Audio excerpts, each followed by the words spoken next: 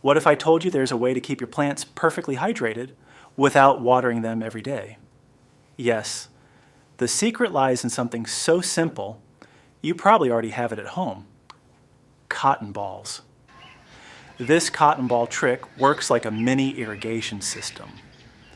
It delivers water straight to the roots, slow, steady, and just the right amount. Here's how to do it. Take a few cotton balls and twist them into a long wick.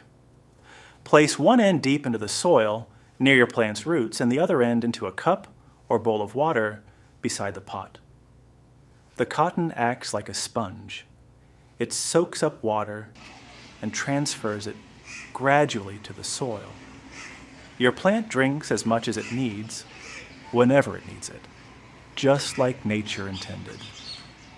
This simple trick is perfect for vacations, busy days, or forgetful gardeners.